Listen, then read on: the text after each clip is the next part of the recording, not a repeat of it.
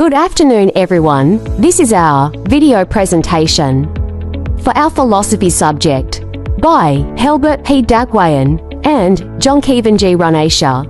Before we start our interview, let me first give you a little detail about the person we will be interviewing today.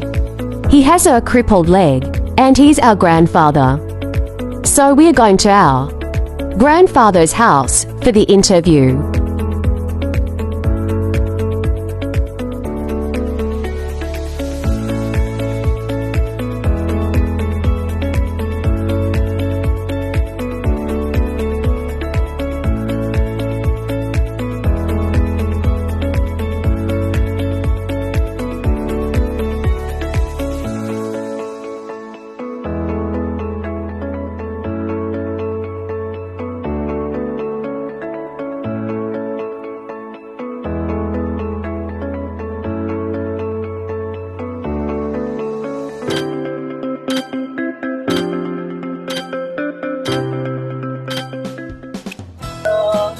Tay, pwede ka na mo ma-interview para sa among video presentation?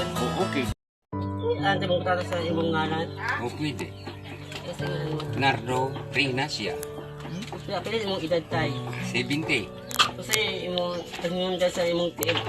Na disgrasya sa Skaya. Ano ka ba yung rate tabo?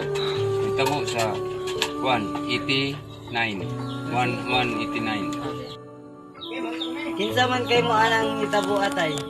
Taghan mi akong anak. Ang uban sulong sa disgrasya.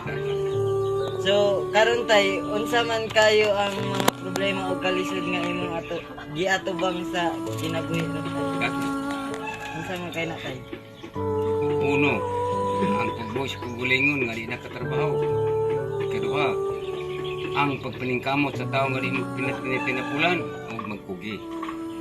So tay, unsa man kayo ang imong hanap buhay o negosyo karon tay?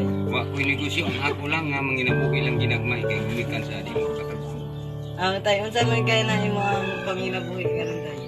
Kaya may lang yung mga ayaw, narbaho ginagmay para mabuhi. So daghang salamat tay, maura day ito among mga pangutanan nimo tay.